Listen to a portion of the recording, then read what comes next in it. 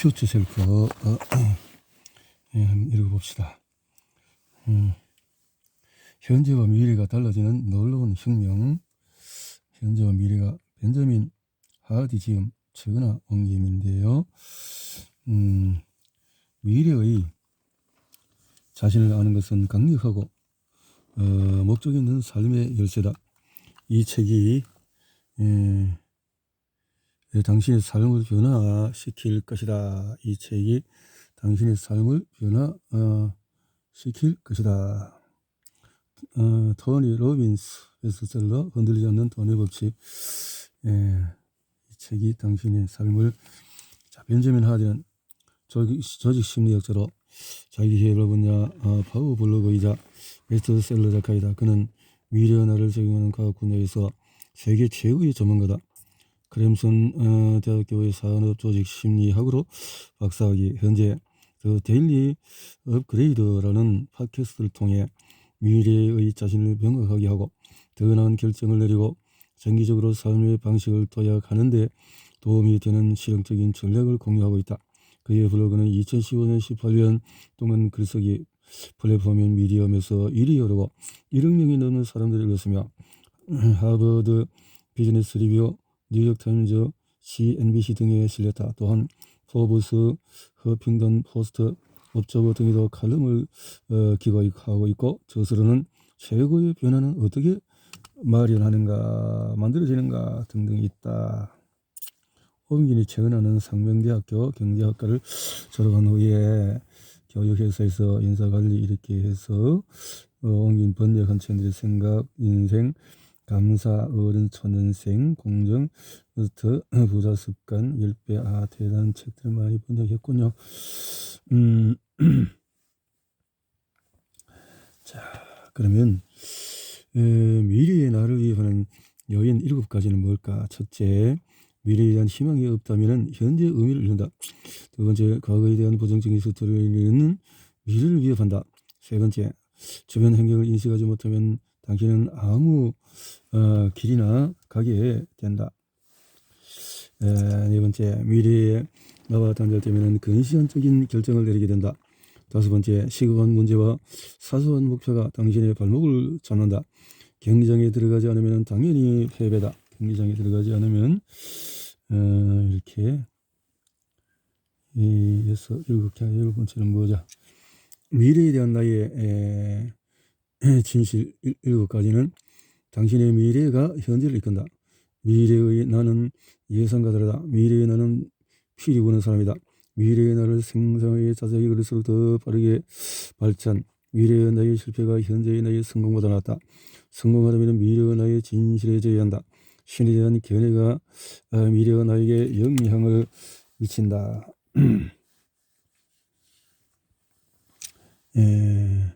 미래의 내가 되는 7단계. 첫 번째는 현실에 맞는 목표를 명확하게, 덜 중요한 목표를 제거하고 필요해서 열망에서 앞으로 나아가라. 원하는 것을 정확하게 요구하라. 미래의 나를 자동화하고 시스템화하라. 미래의 나의 일정을 관리하라. 완벽하지 않더라도 공격적으로 완수하라. 미래의 내가 되는 단계. 현재와 미래가 달라지는 놀라운 혁명. 당신이 되고자 하는 사람. 이렇게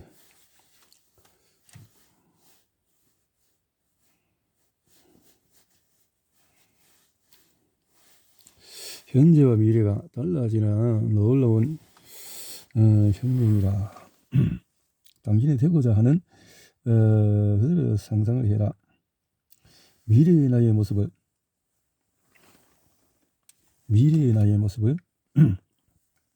사람들에게 공개하는 즉시 과거의 모습에서 벗어날 것이다. 미래를 공개해라 했네요.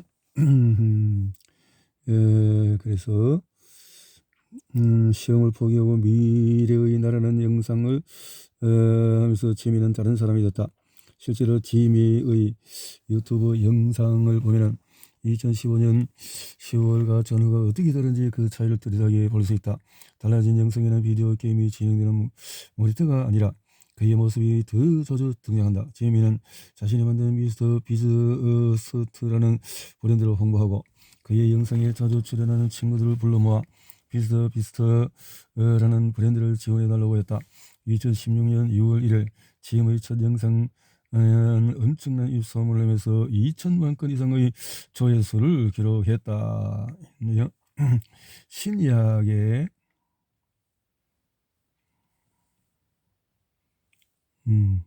심리학의 변화. 심리학의 역사에서는 사람과 동물이 과거에 좌우된다는 프레임이 우세했다. 마틴 셀리그먼에 의해 1800년대 말에는 1900년대 말까지 심리학은 인간의 문제에 초점을 맞췄다.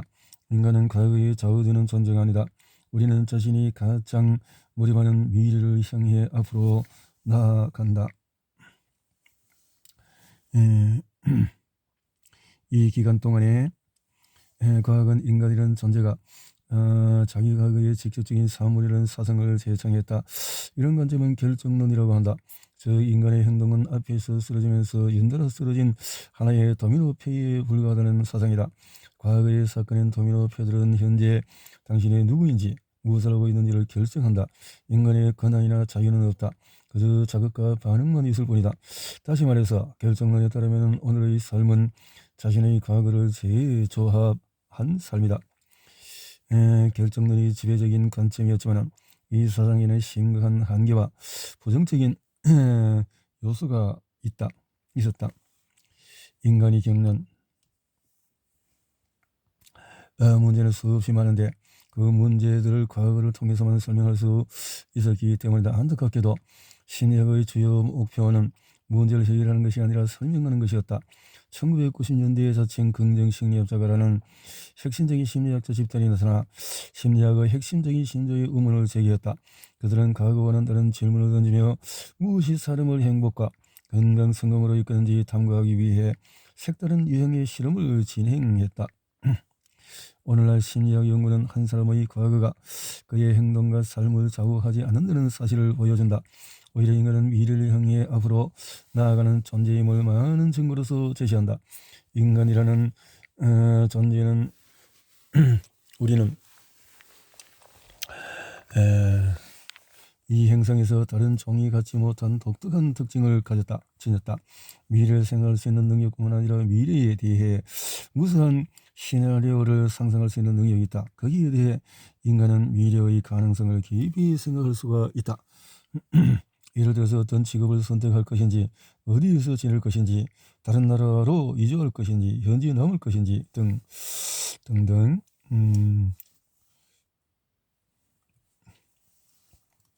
우리는 수많은 선택지 앞에서 고민하며 어떤 방향으로 갈지 최종 결정을 내린다. 심리학에서는 인간의 이러한 독특한 능력을 전망이라고 한다.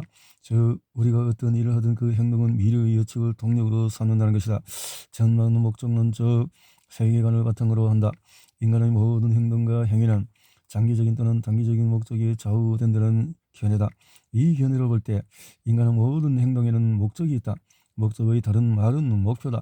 인간의 모든 행동은 개인이 의식하지 못하더라도 예를 들어서 음식을 꺼내려고 냉장고를 연다고 생각해보자. 이 행동의 목표는 허기를 채우거나 심심해서 무언가 간식거리를 찾는 것이다. 목표가 무엇이든지 그 목표가 냉장고를 열게 하는 동력이다. 또 다른 예를 생각해보자. 학교에 가는 것 역시 이유가 있다. 학생마다 학교에 가는 다양한 이유가 있다. 대학에 갈 자기를 갖추기 위해서 학교에 가는 학생이 있는가 하면 부모의 강요에 의해서 어쩔 수 없이 또 교실에 앉아 있는 이유가 무엇이든 모두 학생 나름의 목적을 달성하기 위해서 그곳에 있는 것이다. 목적을 의식하지 못할 수도 있고 목적이 동기부여를 하지 않을 수도 그러나 역시 목적은 여전히 존재한다. 그래서 목적으로 80%의 사람들이 회피나 두려움 이 동력이 되어 행동한다. 그에 반해 접근이나 용기와 동력이 되어서 행동하는 사람은 20% 정도다. 데이비드 호킨스는 다음과 같이 말한다. 과거비는 상품을 하기 위해서 우리의 두려움을 가지고 논다. 슬픔은 과거와 관련 있는 감정이다. 하지만 우리가 일반적으로 경험하는 것처럼 두려움은 미래에 속한다. 대개 사람은 걱정과 불안, 공포를 안고 살아가며 날마다 두려움이라는 감정을 느낀다. 악취를 풍기는 두려움은 미래에 대한 두려움이다. 접근 동기와 회피 동기 둘 다 목표다. 예를 들어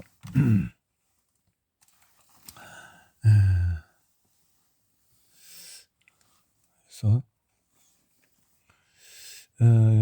목표 어떻든 접근 회피를 목표나 이유는 그것이 긍정적이든 부정적이든 생각과 에너지 행동에 동력을 제공한다.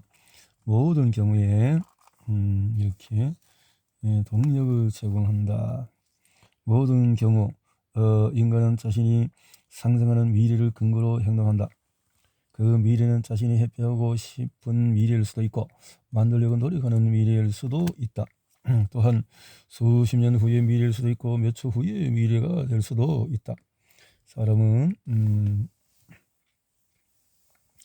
인간의 행동은 대부분 단기적인 보상 또 눈앞에 닥친 문제에 좌우된다. 대부분이 그렇다라는 거죠. 단기적인 보상에 있다라는 거죠.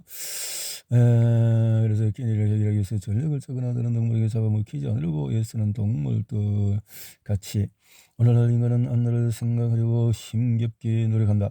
그 증거로 미국인이 은퇴 계획을 세우기 시작하는 평균 연령이 27세라는 점을 고려해 볼 수 있다. 그런데 목표한 은퇴 자금을 다 모으는데 거의 40년이 걸린다. 그렇게 모은 총 은퇴 자금은 평균적으로 10만 7천 약 1억 3,500만 원 정도다. 27세라는 나이에 보면 꽤 큰 돈 같지만 은퇴 후에 한 달 수입이 $310에 불과해 한 금액이다. 맙소사. 인간이 장기적인 미래를 계획하고 계획을 세우기 어려운 또 다른 이유는 인간의 평균 수명이 지난 150년 사이에 거의 2배로 늘어났다. 예전에는 수명이 39세였는데 자 이렇게 현재의 나와 미래의 나의 사이의 싸움이다. 심리학이 미래의 나에게 묻는 근본적인 질문은 뭘까? 미래의 나로 가는 여정은 미래의 내가 제공하는 지침, 미래의 나에게 인사하기, 미래의 나를 어떻게 도울 수 있을까? 미래의 나를 위한 적극적인 생각, 현재의 나를 미래로 만드는 방법은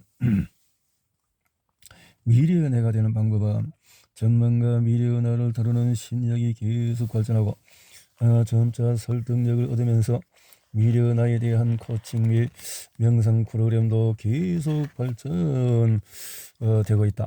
하지만 이 주제를 완벽하게 다룬 책은 아직 없다. 심리학자들의 연구는 아직 다듬어지지 않은 초기 단계이다. 미래의 나에 대한 심리 학은 앞으로 20년 동안 계속 발전할 것이다. 이 책에서 나는 미래의 나와 관련된 최근 심리학을 소개하려고 한다. 미래의 나라는 개념은 단순하지만 거의 활용되지 않는다. 결정하려면 그 결정이 어떤 결과를 가져올지 알아야 한다. 결과를 철저하게 분석해 바라는 결과가 오도록 행동해야 한다. 그것이 최고의 결정이자 행동이다. 원하는 것에서 시작해서 거꾸로 가라. 목표를 향해 가기보다 목표라는 지름에서 생각하고 행동하라. 우리 은혜는 저절로 이렇게 작동한다. 과학자들은 내가 기본적으로 미래를 예측하는 기관이어서 이렇게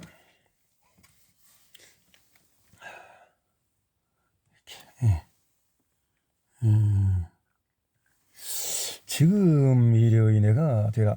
퇴근해서 집으로 운전하며 오는 동안에 피곤해 내 온몸이 졸렸으며 여느 날 같으면 나는 하루 업무를 마치고 들어와서 휴식을 하지만 평소와 달리 오늘은 이 책을 쓰면서 이렇게 미래의 내가 되라. 지금 미래의 내가 되라. 나는 프랭클의 말을 작용해 보기로 했다.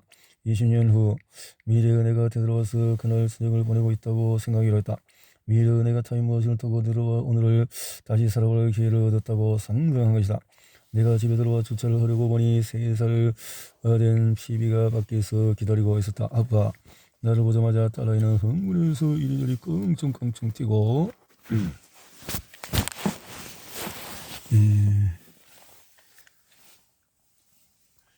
미래의 나를 현재로 불러와서 살아가면서 모든 것이 달라졌다. 심지어 나는 미래의 내가 어쩌면 20년 후에 존재하지 않을지도 모른다는 점을 깨닫고 지금 이 순간에 감사하게 됐다. 나는 죽을 수도 있다. 최근 내 친구의 2살 된 아기가 창문 블라인드 줄에 목이 감겨서 사망하는 끔찍한 비극이 있었다. 어디에서도 철학서상에서 메멘토모리라는 말이 있다. 죽음을 기억하라는 뜻인데 우리는 항상 죽음을 생각하고 있어야 지금 이 순간을 소중히 여기고 감사하게 된다. 이 책이 하는 약속은 이 책을 읽어 나가면서 당신은 지금 미래의 은혜가 되는 방법을 배우게 될 것이다. 지금 당장 미래의 은혜가 될 수 있다면 자신이 원하는 삶을 만들 수 있다. 미스터 비스트의 놀라운 성공은 그가 원했던 미래의 나에 대해서 작가이자 철학자인 스티븐 코비는 정신적인 창조가 실제적인 창조보다 언제나 먼저다라고 말했다. 무언가 성공적인 결과를 이룬 사람은 누구나 결과를 먼저 마음속으로 뚜렷하게 그렸다. 그 다음 정신에 그린 이미지를 이루기 위해서 열심히 노력했다. 한 걸음 한 걸음 앞으로 나아가면서 그들의 비전은 더욱 명확해지고 확장되고 발전했다. 성경에도 믿음은 바라는 것들의 실체여 보이지 않는 것들의 증거다라고 했다. 원하는 미래에 완전히 몰입하고 최종적인 결과를 이미 얻었다고 생각하라. 그러면 자신이 만들고 있는 미래에 대한 증거가 점점 많아진다. 그리고 목표를 이루는 데 필요한 노력과 변화가 전혀 힘들지 않을 것이다. 오히려 꿈을 향해 나아가지 않고 가만히 있는 것이 더 고통스러울 것이다. 한때 탈출구로 삼았던 순간적인 쾌락만 줬던 행동들이 고통스러워질 것이다. 그리고 훨씬 더 용감해질 것이다. 자신이 바라는 미래에 전념하면 비슷한 생각을 지닌 사람들과 조언을 주고받으며 협력 관계를 구축하게 된다. 원하는 미래에 전념하는 과정에서 사고방식과 신념, 정신상태 완전히 달라진다. 이 책의 파트 1에서 미래의 나이를 위협하는 이런 것들을 분석하고 파트 2에서 미래의 나이에 가는 강력한 진실 7가지를 다루고 파트 3에서 미래의 나를 상상하고 그래 명확하게 해서 미래의 내가 되는 7단계를 구체적으로 알려준다. 이 책은 당신이 원하는 미래를 창조해서 현재를 힘차게 살아가도록 하는 안내 지침서이다. 자, 이렇게 위협 첫 번째, 미래에 대한 희망이 없다면 현재의 의미를 잃는다. 두 번째는 과거에 대한 부정적인 스토리는 미래를 위협한다. 주변 환경을 인식하지 못하면 당신은 아무 길이나 가게 된다. 미래의 나와 단절되면 근시안적인 결정을 내리게 된다. 시간 문제와 사소한 문제가 당신의 발목을 잡는다. 경기장에 들어가지 않으면 당연히 패배다. 성공이 실패의 기폭제가 될 때가 있다. 미래의 나를 위협하는 요인 7가지 첫 번째로 들어가서 자, 인간으로 존재하기 위한 기본적인 조건은 희망이다. 희망이 없다면 우리는 시들어서 결국 말라 죽고만 한다. 세스 고딘. 자, 프랭크는 1905년 3월 26일 오스로 인해서 신앙심 깊은 부모에게서 3남매 중에 둘째로 태어났다.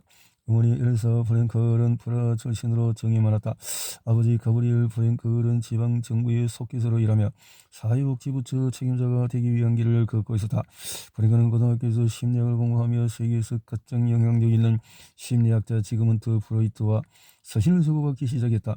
프랭클은 프로이트에게 자신이 쓴 논문 한 편을 보냈고 그 논문은 국제정신분석학회지에 실렸다. 프랭클은 로스 차일드 병원 신경과에서 유대인 환자를 진료하면서 자신의 첫째서 의사와 정신을 지배하기 시작했다. 이 책에서 그는 인간이 행복하고 건강하게 살려면 반드시 미래에 성취하고자 하는 목적이 있어야 한다는 획기적인 연구 결과를 제시했다. 1942년 프랭클은 로스차일드 병원에서 만난 간호사 틸리 크로스와 결혼했다. 결혼 첫째 틸리는 임신을 했고 이렇게 했는데 심한 피로로 끔찍한 강제 수용소에 있는 동안에 프랭클은 동료 수용자와 자신을 짓누르는 심리적인 외침에 초점을 맞춰서 연구를 계속했다. 그리고 자살의 위험을 막기 위해서 그는 세계 최초 여성 랍비인 동료 수용자 레기나 요나스와 함께 수용자들이 고통에서 의미를 발견하도록 도왔다. 1944년 프랭클과 틸리가 아우슈비츠 강제 수용소로 끌려가고 뒤에 따라서 65세인 그의 어머니도 끌려갔다. 강제 수용소에 도착하자 어머니는 가스실에서 살해당했고 틸리는 베르겐 벨젠 수용소로 다시 이송되었다. 아내와서 헤어져서 비탄에 빠진 프랭클은 가축 운반 등등의 일을 하고 1945년 프랭클은 장기 부수에 걸렸다. 치명적인 혈관 수척을 막기 위해서 그는 수용소에서 몰래 고적한 종이에서 의사와 정신을 다시 기록하며 밤새 깨어 있었다. 자신의 1945년 4월 27일 미군이 강제 수용소의 수용자들을 해방시켰다. 프랭클은 틸리와 가족을 찾기 위해서 빈으로 돌아왔다. 하지만 결국 틸리와 어머니 형수가 살해당했다는 소식을 들어야 했다. 절망에 빠진 프랭클은 친구들의 도움과 책을 다시 쓰겠다는 결심. 살해할 이유가 있는 사람은 모든 어려움을 어떻게 해서든지 견뎌낸다. 살아야 할. 자, 이렇게 빅터 프랭크 수용소에서 1940 그러니까 죽음의 수용소에서 이 책 1940년 한 해 동안은 그의 강연에서 삶의 의미와 회복력, 극심한 역경 속에서도 삶을 받아들이는 자세의 중요성 등 자신의 핵심 사상을 설명했다. 프랭클은 재혼했고 많은 책을 발표했으며 미래에 대한 의미를 찾는 것을 기본으로 하는 치료를 발전시켰다. 빅터 프랭클은 20세기의 가장 중요한 인물이었고 현재도 그렇다. 수천만 부가 팔린 죽음의 수용소에서 그는 수많은 사람에게 희망을 주고 그들을 치유했다. 그는 책에 프리드리 니체의 말을 인용했다. 살아야 할 이유가 있는 사람은 모든 어려움을 어떻게 해서든지 견뎌낸다. 프랭클에 따르면 어떤 환경에 처하든지 미래를 분명히 볼 수 있어야 한다. 트라우마를 치료하는 데 명확한 미래가 아주 중요하다. 미래가 나를 위협하는 가장 위험한 요인은 자유상실이 아니라 목적과 의미의 부재다. 프랭클이 전하는 이야기는 목적과 의미의 부재가 얼마나 치명적인 위협이 되는지 생생하게 보여준다. 목적을 잃으면 현재의 삶은 죽은 삶이다. 위협 첫 번째, 미래에 대한 희망이 없다면 현재는 의미를 잃는다. 당신의 원하는 위치나 모습에 대한 비전은 당신이 가진 가장 큰 자산이다. 목표가 없다면 성공을 거두기가 어렵다. 폴 아더. 목표가 없다면 그렇군요.